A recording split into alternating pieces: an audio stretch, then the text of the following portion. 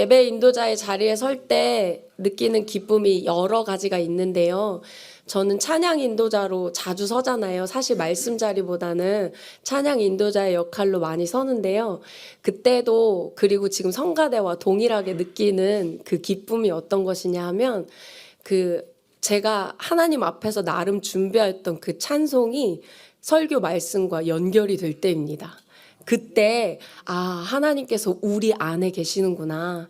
내 안에 계신 하나님이 우리 성도님들 마음에 계시고, 그리고 우리가 함께 고백한 그 하나님의 은혜는 바로 우리 교회 위에 계시는구나. 그거를 깨달을 때 정말 그 인도자로서 큰 기쁨을 누립니다. 오늘도 성가대 찬양이 오늘 말씀과 일맥상통하여서 참 감사합니다. 하나님의 은혜가 우리를 이 자리 가운데 있게 하셨죠? 하나님만이 우리의 참된 위로를 주시죠. 우리 앞, 뒤, 좌우에 계신 성도 여러분께 이렇게 그럼 축복하면서 인사합시다. 하나님께서 우리와 함께 하십니다.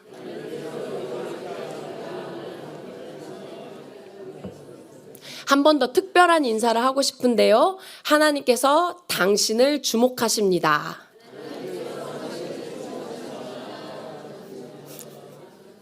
아멘. 오늘 본문의 말씀으로 예수 그리스도 이름의 능력이라는 제목으로 하나님의 말씀 증거하겠습니다. 오늘 본문이 된 이 사도행전이라는 책은 그 영어로 번역하면 Acts라고 되어 있지만 조금 한국 버전으로 하자면 Acts of Apostles, 사도들의 행전이라고 분리해서 볼 수 있습니다. 그런데 이 사도행전에 또 다른 이름이 있습니다. 혹시 유추가 되시나요? 바로 성령행전입니다. Acts of Holy Spirit. 왜 그렇게 말할 수 있느냐? 사도들이 행한 그 모든 것들 뒤에는 성령 하나님의 능력과 역사하심이 있었기 때문입니다. 1장에서는 그 부활하신 예수님께서 제자들과 함께 40일을 지내시면서 하나님 나라의 일들을 가르치십니다. 그러고 이렇게 약속하셨어요. 그 1장 8절, 우리가 아주 잘 아는 말씀이죠. 한번 같이 읽어볼까요? 시작. 오직 성령이 너희에게 임하시면 너희가 권능을 받고, 아멘.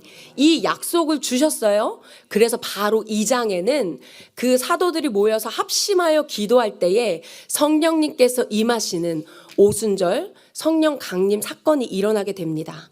마가의 다락방에 모였던 모든 사도들에게 임하셨고, 그리고 특별히 베드로가 그 성령 충만하여 나가 전한 그 복음을 들은 3,000명의 사람들이 회개하여 교회가 되는, 초대교회의 그 기초가 되는 놀라운 사건이 2장에서 연속해서 나타납니다. 뭔가 1장에서는 성령님께서 폭풍과 같이, 그리고 불의 혀가 갈라지는 것 같이 강력한 임재가 나타났고, 2장에서는 3,000명이라는 커다란 무리의 역사가 나타났잖아요. 그럼 또 3장에서는 또 얼마나 스펙타클한 하나님의 역사가 일어났을까요? 그런데 3장은 조금 분위기가 달라집니다. 급하고 강한 바람은 없어요. 많은 사람들도 없어요. 3,000명이라는 그 숫자하고 비교할 수 없는 단 한 사람에게 하나님께서 집중하십니다. 그는 바로 성전 문 앞에 앉아서 구걸하는 사람이었죠. 그는 태어날 때부터 걷지 못하는 사람이었고, 아무도 그에게 늘 시선을 멈추고 그들을 동정했지만, 그러나 그가 가지고 있는 그 고질적인 문제는 아무도 해결해 줄 수 없는 한 사람. 하나님께서 바로 그 한 사람을 주목하셨습니다. 왜냐하면 하나님의 구원은 많은 사람을 구원하시는 것도 참 기뻐하시지만 단 한 사람, 특별히 나의 가장 낮은 자리, 그리고 그 구원이 가장 필요한 사람을 향해서 집중하시기 때문입니다. 그래서 바로 오늘 이 자리가 하나님의 은혜가, 하나님의 시선이 나에게 집중하시는 시간이기도 합니다. 성령님의 역사, 막 큰 역사들을 많이 들으시죠. 저 어렸을 때는 그런 얘기도 들었어요. 그 아말감으로 때워진 이가 금으로 변한다고? 그런 성령의 역사의 현장에 가보셨습니까? 지금 미소 짓고 계신 권사님을 뵈니까 권사님은 기도 중에 하나님께서 본인의 질병과 앞으로 있었던 일들에 대해서도 막 알게 하시고 막 그런 놀라운 성령의 역사들, 막 많은 사람들이 모여서 뜨겁게 기도할 때만 일어나는 것처럼 우리는 쉽게 생각합니다. 그런데요, 그렇지 않죠. 한 사람의 삶, 아주 고요하고 어떤 일도 일어날지 않을 것 같은 그 작은 한 사람의 삶에도 평범한 우리의 일상 속에서, 그러나 하나님께 기도할 때에 그가 상처 입고 무너진 그 자리에 바로 성령님이 역사하시며 성령님께서 그를 하나님께로 인도하시는 일을 해나가십니다. 그 성령님께서 오늘 이 자리에 계십니다. 성령님께서 오늘 우리에게 말씀하십니다. 성령님께서 오늘 우리를 인도하십니다. 오늘도 그 예수 그리스도 이름, 그 예수 그리스도 이름 안에서 놀랍도록 역사하시는 그 하나님께서 얼마나 크신 분이신지, 얼마나 놀라우신 분이신지 말씀으로 듣고 배우며 그분으로 힘입게 되는 우리 모두가 되기를 예수님의 이름으로 축복합니다. 첫 번째로 우리 함께 따라서 읽어볼까요? 저를 따라서 읽어보세요. 예수님의 이름은 우리의 전적 무능력을 깨뜨리십니다. 그럼 풀 센텐스로 한번 읽어볼게요. 시작. 예수 그리스도의 이름은 우리의 전적 무능력을 깨뜨리십니다. 아멘. 우리 본문 2절 말씀 함께 읽어볼까요? 시작. 나면서 못 걷게 된 이를 사람들이 메고 오니 이는 성전에 들어가는 사람들에게 구걸하기 위하여 날마다 여기서 제가 집중하고 싶은 표현은 나면서 이 부분입니다. 그는 어떤 불의의 사고를 당한 사람이 아니었습니다. 혹은 젊었을 땐 건강했는데 요즘 들어서 조금 몸이 쇠약해지고 어떤 병이 갑자기 찾아온 것이 아닙니다. 나면서부터 태어날 때부터 걷지 못한 사람이라고 성경은 묘사하고 있습니다. 지금 우리의 말로 하면 평생 장애를 안고 살아가고 있는 사람이죠. 다시 말하면 그의 문제는 너무나 오래되었고 너무나 깊고 그리고 사람의 힘으로는 해결할 수 없는 문제였다는 사실입니다. 사람들은 그를 매일 성전 문 앞에 데려다가 놓았습니다. 그는 사람들의 도움이 아니면 살 수 없는 환경이었기 때문이죠. 움직이는 것조차 내가 스스로 할 수 없고 다른 사람의 손이 필요했던 사람이었습니다. 스스로 일어설 수 없고 스스로 움직일 수 없는 존재, 스스로 자신의 문제를 해결할 수 없는 존재, 이 완벽한 무능력의 상태가 바로 죄인된 우리의 상태라고 하나님은 말씀하십니다. 많은 사람들은 내가 조금 부족하다고 생각해요.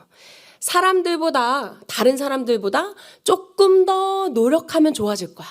아니면 조금 더 내가 이 부분에서 수양을 쌓으면 나아질 거야. 아니면 조금 더 내가 착하게 살면 스스로의 한계를 극복할 수 있다고, 도달할 수 있다고 사람들은 착각을 합니다. 그러나 성경은 그렇게 말씀하고 있지 않죠. 성경은 단지 인간이 조금 나약하고 그래서 조금의 도움이 필요한 그런 존재가 아니라 전적으로 죄로 인해서 영적으로 죽은 존재라고 말씀하고 계신 것입니다. 생각해 보세요. 상상해 봅시다. 태어날 때부터 하반신이 마비된 사람이 스스로 힘을 내어서 무엇도 할 수 없는 것 같이 마치 우리의 영혼도 죄로 인해 영적으로 완전히 마비된 것 같은 스스로 일어날 수도 없고 하나님께 나아갈 수도 없는 존재가 바로 우리의 정의인 것입니다. 스스로 우리를 구원할 수 없습니다. 우리는 생각보다 훨씬 많이 무능한 존재입니다. 그런데 사람들이 여전히 자신의 삶을 의지하며 살아가죠. 혹은 우리도 그런 삶을 살고 있진 않나요? 돈이 있으면 해결될 것 같고 능력이 있으면 감당할 수 있을 것 같고 좋은 학력과 화려한 경력, 좋은 인맥들이 있으면 지금 내 앞에 펼쳐진 문제들을 해결하고 탄탄대로를 만나셨죠. 깨어진 그 관계를 돈으로 해결할 수 있습니까? 영혼을 짓누르는 우리 죄의 문제를 우리의 체력으로 이길 수 있던가요? 아니면 우리의 마음을 억누르는 그 두려운 죽음의 문제를 내 의지로 뚫고 나갈 수 있던가요? 내 마음에 밀려드는 그 공허함과 우울감의 문제를 내 능력으로 해결할 수 있었나요? 전혀 그렇지 않습니다. 혹 이런 것과 씨름을 해보지 않은 우리 청년들과 학생들 여러분, 잘 들으십시오. 우리의 힘으로 할 수 없습니다. 내가 아무리 많은 스펙과 아무리 좋은 건강과 많은 돈이 예비된다 하더라도 우리의 미래를 그것이 지켜주지 않습니다. 그것이 우리를 구원해주지 않습니다. 이 병자도 마찬가지였어요. 수많은 사람들이 그를 보고 안타까워했고 동전을 막 던져주었어요. 하지만 그 많은 동전도 혹은 어떤 사람의 그 관심도 사랑도 이 사람의 주저앉은 다리를 나면서부터 앉은백이 된 그 자리를 일으킬 수 없었습니다. 이 이야기가 많이 무거우시죠? 이렇게나 무거운 마음에 그러나 하나님께서 우리에게 소망의 말씀을 주십니다. 바로 그 순간 인간의 방법은 끝이 났다 여겨지는 그 순간 나는 아무것도 할 수 없는 존재라고 깨닫는 그 순간 그 무능력의 자리에 하나님의 역사가 시작되는 것입니다. 아멘. 오늘 베드로 사도가 이렇게 선포합니다. 우리가 믿음으로 이 말씀을 함께 힘껏 선포하기를 원합니다. 본문 말씀 6절입니다. 함께 읽겠습니다. 시작. 금과 금은 내게 없거니와 내게 있는 이것을 내게 주노니 나사렛 예수 그리스도의 이름으로 일어나. 아멘. 정말 놀라운 말씀입니다. 할렐루야. 병자는 돈 몇 푼을 구했지만 그러나 하나님은 그가 기대한 것 훨씬 더 위대한 것을 허락해 주셨습니다. 그는 당장의 내 삶을 연명할 돈, 빵, 스펙을, 동전을 원했지만 하나님은 그의 인생 전체, 단 하루가 아닌 그 문제가 아닌 그의 인생 전체를 송두리째 바꾸는 새로운 생명을 주신 것입니다. 할렐루야. 우리는 여기에서 우리에게 선포된 복음의 위대한 특징을 발견합니다. 사람들은 환경의 변화를 원하죠. 우리는 환경의 변화를 구합니다. 그러나 하나님은 존재의 변화를 주십니다. 아멘. 우리는 당장 눈앞에 환경이 문제가 해결되기를 구하지만 하나님은 우리 사람 자체를 완전히 새롭게 빚으신다는 것입니다. 이 위대한 존재의 변화는 어떻게 가능했나요? 베드로 사도의 믿음에서부터 시작했습니까? 물론 통로로 사용됐습니다. 그러나 베드로는 자신의 능력으로 자신의 권세로 그 일을 행한 게 아니었죠. 제가 앞에서 얘기했죠. 사도행전의 다른 이름은 성령행전이라고요. 그 어떤 인간의 권위를 내세운 것이 아니라 그 안에서 역사하시는 그 성령 하나님께서 말씀하게 하신 줄 믿습니다. 오직 예수 그리스도의 이름만을 선포했습니다. 성경에서 어떤 호칭이 나온다는 것은 단순히 그 의미만을 담지 않습니다. 그 사람이 가지고 있는 권위, 그 사람이 가지고 있는 그 존재의 능력, 그 모든 것을 담아내고 있는 것이 이름이고 호칭입니다. 예수님의 이름이 어떤 이름입니까? 십자가에서 죄를 이기신 분이십니다. 아멘. 사망 권세를 깨뜨리시고 부활하신 주님이십니다. 아멘. 하늘과 땅의 모든 권세를 가지신 승리의 주님이십니다. 그러므로 이 병자를 일으킨 것은 베드로의 말이 아닌 그 안에서 선포된 예수 그리스도의 이름의 능력인 줄 믿습니다. 아멘. 7절 말씀을 보면 오른손을 잡아 일으키니 발과 발목이 곧 힘을 얻었다라고 말하고 있습니다. 곧 그 이름이 선포되자마자 즉시 그 자리에서 그는 일어났습니다. 평생 동안 무엇으로도 해결될 수 없었던 문제가 예수님 안에서, 예수님의 이름의 능력 안에서 단 한순간에 해결된 것입니다. 아멘, 아멘. 물론 하나님께서 모든 문제를 이렇게 앉은뱅이에게 하신 것처럼 단번에 즉시 모든 것을 해결해 주신다는 것은 아닙니다. 우리 성도님들의 삶에는 오래된 기도 제목이 있는 줄 믿습니다. 그리고 지금도 계속해서 기도하고 계신 분들도 계시죠.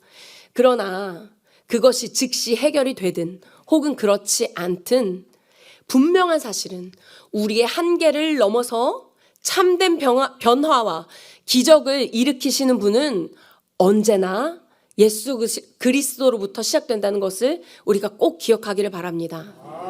네, 그렇습니다. 성도 여러분. 우리를 근본적으로 변화시키는 것은 우리의 굳은 결심이 아닙니다. 혹은 내가 완벽하게 이해해서도 아닙니다. 혹은 내 의지, 강한 의지 때문도 아닙니다. 바로 예수 그리스도의 능력뿐입니다. 아멘. 그러므로 오늘도 우리는 우리의 그 힘을 좀 풀어야 할 필요가 있습니다. 내 시선을 그 예수 그리스도께로 향할 필요가 있습니다. 내 모든 시도 그리고 내 힘을 다 내려놓고서 오직 예수님만 붙드는 믿음이 우리 안에 있어야 할 줄 믿습니다. 두 번째로 또 함께 저를 따라서 읽어봅시다. 예수 그리스도의 이름은 우리를 하나님께 나아가게 하는 회복의 능력입니다. 우리 그러면 풀 센텐스 다시 한번 다 같이 읽어볼까요? 시작. 예수 그리스도의 이름은 우리를 하나님께 나아가게 하는 회복의 능력입니다. 아멘. 예수님의 이 놀라운 기적은 이 안진뱅의 다리를 고치는 거, 그냥 그 신체적인 것을 고치는 것으로 끝나지 않고 더 놀라운 영적인 회복으로 이어집니다.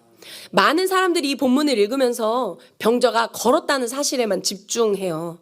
하지만 오늘 이 사도행전을 기록한 누가는 이 장면이 너무나도 중요해서 이 구절을 넣었어요. 8절을 함께 읽어볼까요? 시작.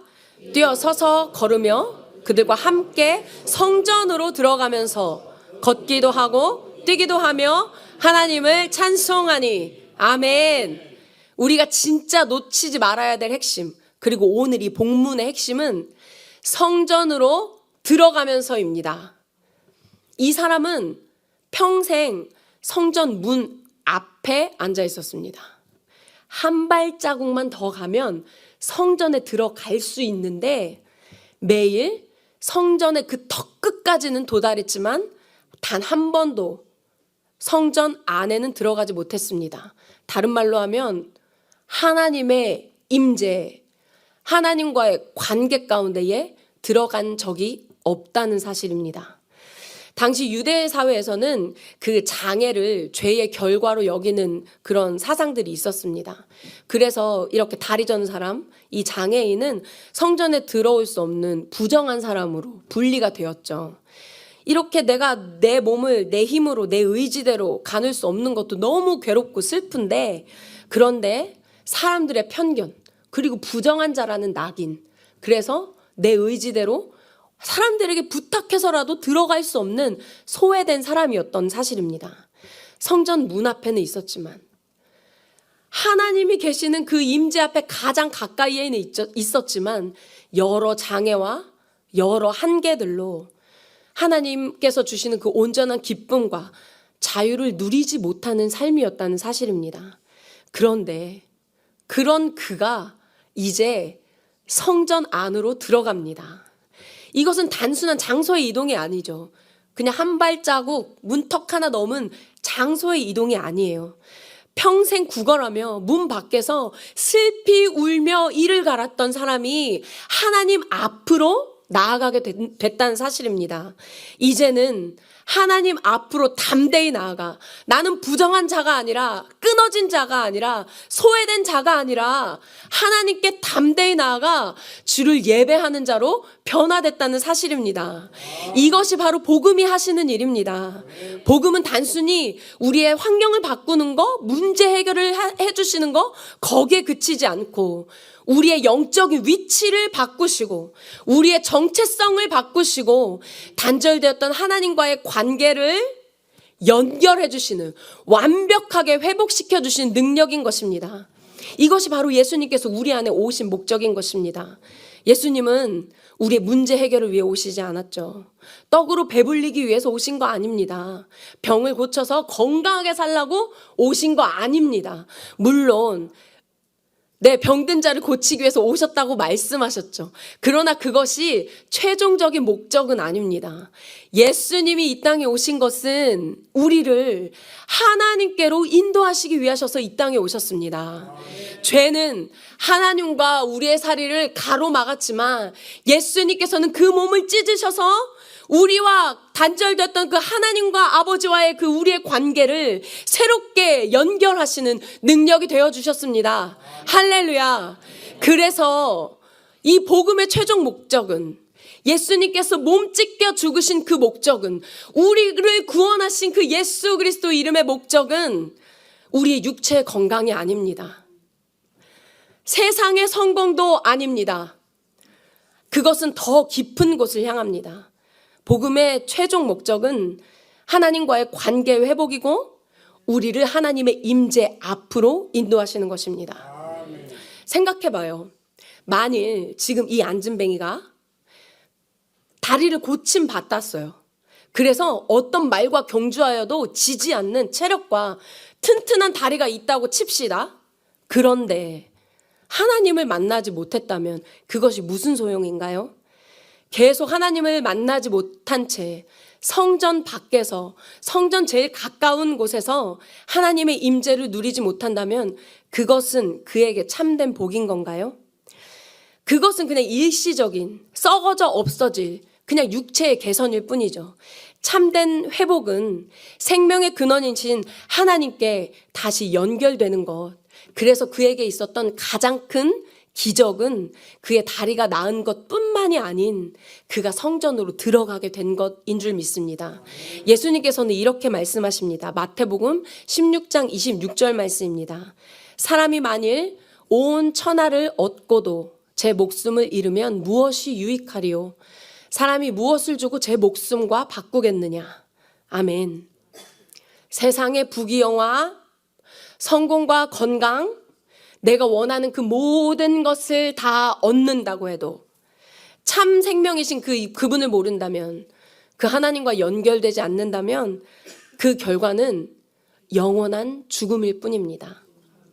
오늘 본문의 주인공은 그쵸, 육체의 회복을 넘어서 영원히 살아나는 예배의 시작, 예배의 회복, 생명의 회복으로 나아간 것입니다.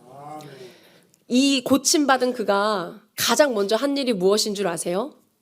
바로 아멘, 할렐루야, 하나님을 찬양한 것입니다. 아멘. 구원받은 사람에게서 가장 먼저 일어나는 것은 자연스럽게 예배자가 된다는 사실입니다. 다쳤던 입술에서, 부정의 입술에서, 불평의 입술에서, 시기의 입술에서, 판단의 입술에서 감사가, 찬송이 회복되는 것입니다. 기도가 회복되는 것입니다. 하나님을 향한 거룩한 열망이 회복되는 것입니다. 성도 여러분, 이것이 진짜 기적이에요. 죄인된 우리가 하나님을 온 마음 다해 기뻐하게 되는 거, 메마른 입술에서 하나님을 향한 찬양이 터져나오게 되는 거, 세상이 조건이 아니라 하나님이 주신 것 때문에 감사하는 것 아니라 나를 사랑하시는 살아계신 그 하나님 한 분만으로 만족하는 것, 그것이 우리 인생에게 주시는 가장 큰 기적이고 가장 큰 선물인 줄 믿습니다. 아멘. 말씀을 정리하겠습니다. 하나님의 시선은 오늘 세상 속에서 지치고 괴로운, 그리고 시달리고 외로운, 상처 입어 무너진 한 사람, 한계 가운데 있는 한 사람, 바로 바로 우리를 찾아오셨습니다. 오늘 이 시간 우리 인생의 그 모든 무능력을 깨뜨리시고 우리에게 참된 회복을 주시는 그 나사렛 예수 그리스도의 이름을 붙드십시오. 내 힘과 내 노력이라는 쉽게 부러지고 낡아지는 그 지팡이를 내어버리고 그 이름의 권세로 우리를 온전하게 하시고 잃어버리지 않는 소망을 주시는 그 하나님께로 연결하시는 그 예수 그리스도의 이름을 붙드십시오. 우리가 인생의 문 앞에서, 그 성전의 문 앞에서 주저앉아서 구걸하던 자리에서 일어나서 성전 안으로 담대히 걸어 들어가는, 그래서 하나님을 마음껏 찬양하게 되는 기쁨의 예배자들을 주님께서 우리를 그렇게 빚으시는 줄 믿습니다. 오늘 우리의 삶에 참된 생명과 회복을 주시는 그 예수 그리스도를 찬양합시다. 우리가 지금 찬양할 텐데요. 이 찬양에 고백된 예수님께서 날 위해 오셨음을, 할렐루야. 그 예수 그리스도께서 오늘도 우리를 비추고 계심을, 할렐루야. 그 예수 그리스도께서 오늘도 우리를 구원하심을 우리가 기쁨과 감사함으로 찬양할 수 있도록 그 예수님께 믿음을 다해 고백합시다.